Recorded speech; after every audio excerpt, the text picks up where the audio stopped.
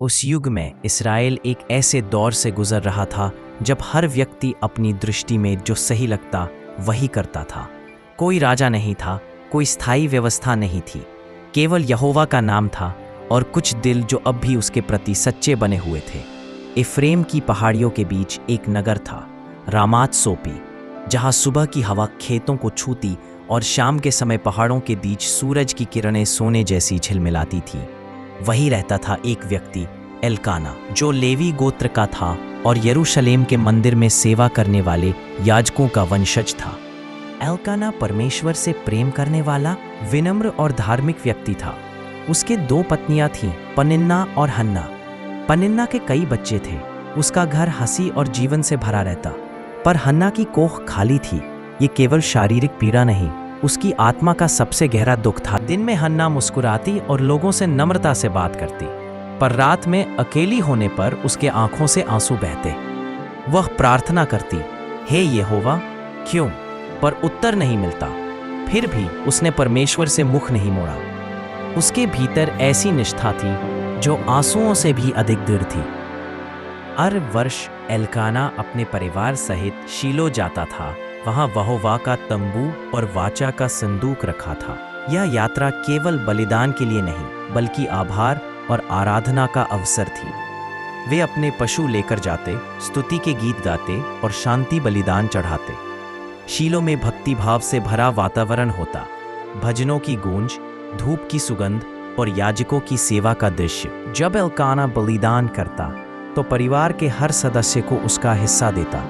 वह पनिन्ना और उसके बच्चों को उनके हिस्से के अनुसार देता और हन्ना को 2 गुना भाग देता, क्योंकि वह उससे गहरा प्रेम करता था।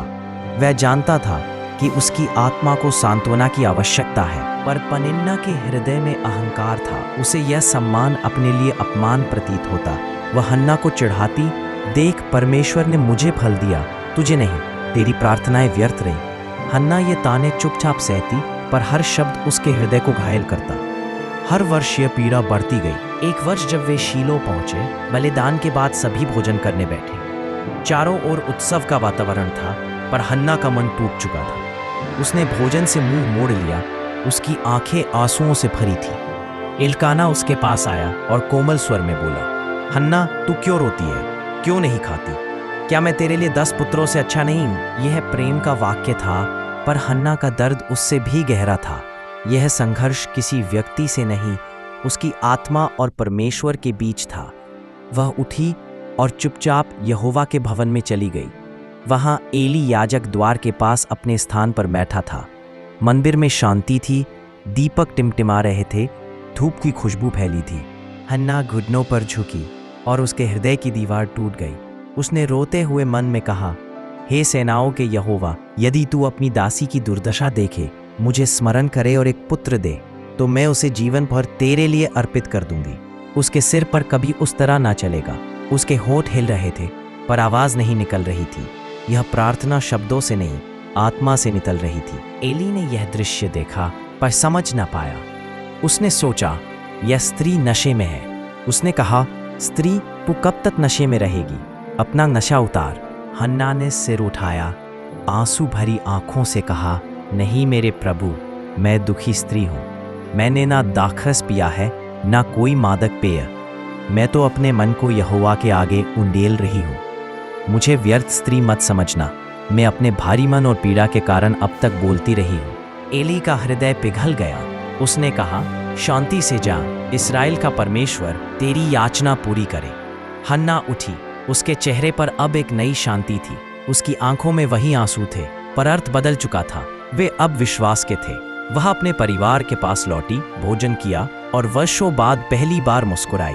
वह जान गई थी, यहोवा ने सुन लिया है। अगली सुबह वे सब यहोवा के आगे झुके और अपने नगर लौट गए। समय बीता और परमेश्वर ने हन्ना को स्मरण किया।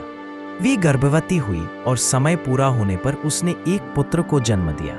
उसने उसका नाम रखा शमूएल, जिसका अर्थ है परमेश्वर से मांगा गया। पहली बार उसके घर में शिशु की आवाज गूंजी। उसके आंसू अब हंसी में बदल चुके थे।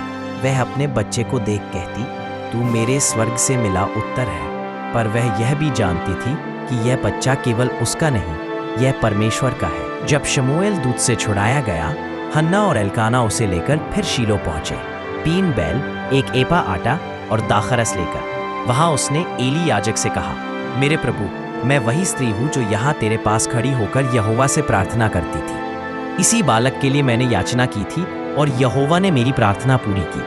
अब मैं उसे यहोवा को अर्पित करती हूँ, वह जीवन भर यहोवा का रहेगा। उन्होंने यहोवा के सामने झुककर दंडवत किया। उस क्षण हन्ना का चेहरा किसी स्वर्गीय ज्योति से चमक उठा। यह त्याग नहीं, यह आराधना थी। जो उसने मांगा वही उसने लौटाया। जब उसने अपने बालक को यहोवा के चरणों में समर्पित कर दिया, तब उसके हृदय में शांति का सागर उमड़ आया। उसी क्षण उसने एक गीत गाया जो बाद में हन्ना का गीत कहलाया और बाइबल में दर्ज हुआ। उसने कहा, मेरा मन यहोवा में आनंदित हुआ है, मेरा सींग यहोवा के कारण ऊंचा हुआ है। मेरे शत्रुओं पर मेरा मुंह खुला है, क्योंकि मैं तेरे उद्धार से प्रसन्न हूँ। यहोवा जैसा कोई पवित्र नहीं, क्योंकि तेरे समान कोई नहीं और न हमारे परमेश्वर के समान कोई चट्टान है। यह गीत केवल खुशी का नहीं था, यह भविष्यवाणी का गीत था। इसमें परमेश्वर की दया, न्याय और उसकी योजना की झलक थी। हन्ना ने गाया कि यहोवा नम्रों को उठाता है, भूखों को तृप्त करता है, बांझ को बच्चों की माँ बनाता है और अभिमानियों को नीचा करता है। हर वर्ष जब हन्ना शीलो आती, वह अपने छोटे पुत्र के लिए एक छोटा वस्त्र लेकर जाती, अपने हाथों से सिला हुआ।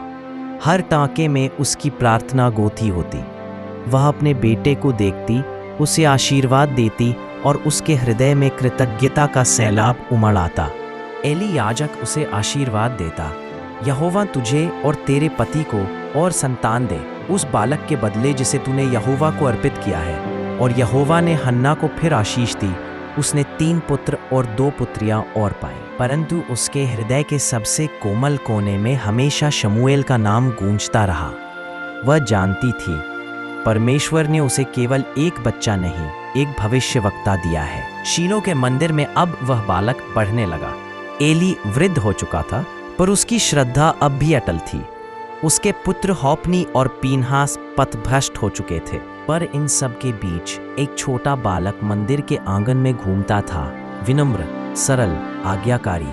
वह सब कुछ ध्यान से देखता, कैसे याजक बलिदान चढ़ाते हैं, लोग प्रार्थना करते हैं और यहोवा का नाम गूंजता है। वह केवल देख नहीं रहा था, वह आत्मा से सीख रहा था। हर दृश्य, हर ध्वनि उसके मन में उतरती जा रही थी। उसी शांति में एक भविष्यवक्ता तैयार हो रहा था। रात का समय था। मंदिर के दीपक धीरे धीरे टिमटिमा रहे थे। हवा में धूप की सुगंध फैली हुई थी। एली अपने स्थान पर सोया था और बालक शमूएल मंदिर के पास, उस स्थान पर जहां परमेश्वर का संदूक रखा था। अचानक शांति के बीच एक आवाज गूंजी, शमूएल, शमूएल। बालक घबरा गया। वह दौड़कर एली के पास गया। यहाँ हूँ, तूने मुझे बुलाया? एली ने कहा, नहीं बेटा, मैं नहीं बुलाया, फिर जाकर लेट जा। शमूएल वापस गया, पर थोड़ी देर बाद वही आवाज दोबारा आई। वह फिर उठा, एली के पास गया। यहाँ हूँ, तूने बुलाया? एली ने कहा, मैंने नहीं पुत्र, जा विश्राम कर। तीसरी बार वही आवाज आई। अब एली समझ गया, यहोवा बुला रहा है। उसने कहा, जब वह फिर पुकारे तो कहना, हे यहोवा, कह, क्योंकि तेरा दास सुन रहा है। शमूएल अपने स्थान पर लौटा। उसका हृदय धड़क रहा था। फिर वही आवाज आई, शमूएल, शमूएल। बालक बोला, हे यहोवा, कह, क्योंकि तेरा दास सुन रहा है। और उस रात परमेश्वर ने उससे बात की। उसने उसे एली के घर के विरुद्ध न्याय का संदेश बताया कि उसके पुत्रों के पापों के कारण न्याय आने वाला है और अब उसका घर स्थिर नहीं रहेगा। शमूएल भयभीत हुआ। वह भोर तक लेटा रहा, नींद न आई। सुबह जब एली ने पुकारा, शमूएल मेरे पुत्र, वह बोला, क्या आज्ञा मेरे प्रभु? एली ने कहा, जो कुछ यहोवा ने तुझसे कहा मुझसे मत छिपा। यदि तू कुछ भी छिपाए तो परमेश्वर तुझसे वैसा ही करे, बल्कि उससे भी अधिक। तब शमूएल ने सब कुछ कह सुनाया, एक शब्द भी नहीं छिपाया। एली ने सिर झुकाकर कहा, वह तो यहोवा है, जो भला समझे वही करे। उस क्षण से शमूएल केवल एक बालक नहीं रहा, वह यहोवा का दूत बन गया। उसकी वाणी में स्वर्ग की गूंज बस गई। समय बीता और शमूएल की ख्याति पूरे इज़राइल में फैल गई। लोग कहते, यह वही बालक है जो कभी शीलो में दीपक जलाता था। अब यहोवा उसके माध्यम से बोलता है। जब हन्ना ने यह सुना होगा कि उसका पुत्र अब नबी बन गया है, तो उसकी आंखों से आंसू बहते होंगे, पर वे दुख के नहीं, आभार के आंसू थे। उसने अपने पुत्र को खोया नहीं था, उसने उसे उसके सच्चे उद्देश्य में पाया था। वह जानती थी हर रात की प्रार्थना, हर आंसू अब एक भविष्यवाणी बन चुका है, जो आने वाले समय में इज़राइल की दिशा बदलेगा। वर्षों के बीतने के साथ शमूएल का नाम पूरे इज़राइल में आदर के साथ लिया जाने लगा। वह न केवल नबी था, बल्कि लोगों का मार्गदर्शक, न्याय और आत्मिक नेता बन गया था। उसकी आवाज़ में वह शक्ति थी जिससे लोग यहोवा की उपस्थिति को महसूस करते। वह न राजा का पुत्र था, न किसी कुलीन परिवार का वारिस, पर उसमें वह दिव्यता थी जो केवल परमेश्वर की उपस्थिति से आती है। लोग कहते, यह वही बालक है जो हन्ना की गोद में खेला था, वही जो शीलो के मंदिर में दीपक जलाता था। पर अब वही बालक इस्राएल की आत्मा का संदेशवाहक बन चुका था।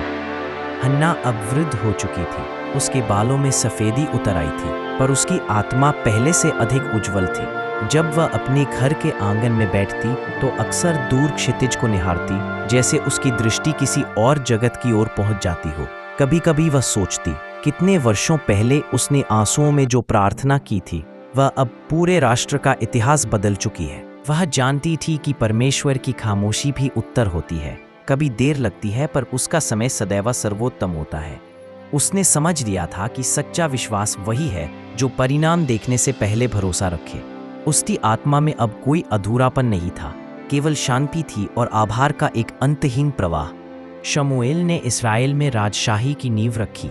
उसी ने शाऊल का अभिषेक किया और फिर दाऊद को चुना, वह युवक जिसके वंश से मसीहा आने वाला था। शायद हन्ना ने यह सब अपने जीवन काल में न देखा हो, पर उसकी आत्मा जानती थी कि उसने जो बीज बोया था वह अब युगों तक फल देने वाला वृक्ष बन गया है। वह अब समझ चुकी थी, परमेश्वर की योजना मनुष्य की समझ से परे होती है, पर हर पीड़ा में एक उद्देश्य छिपा होता है। हन्ना की कहानी का सौंदर्य केवल उसके पुत्र के जन्म में नहीं, बल्कि उस क्षण में था जब उसने उसे वापस यहोवा को सौंप दिया। उसने दिखाया कि सच्चा विश्वास पाने से नहीं, देने से सिद्ध होता है। उसने अपने दुख को निराशा नहीं बनने दिया, उसे प्रार्थना में बदल दिया। उसने मांगा, पाया और फिर लौटाकर दे दिया। यह संसार पाने पर पकड़ता है, पर हन्ना ने देकर पाया, और यही उसका चमत्कार था। बाइबल में लिखा है, यहोवा ने हन्ना को स्मरण किया। यह केवल एक ऐतिहासिक वाक्य नहीं, बल्कि हर उस व्यक्ति के लिए वादा है जो आंसुओं में भी विश्वास नहीं छोड़ता। हन्ना उन सब के लिए एक प्रतीक बन गई जो प्रतीक्षा में भी आशा रखते हैं, जो चुपचाप प्रार्थना करते हैं और जानते हैं कि परमेश्वर सुनता है।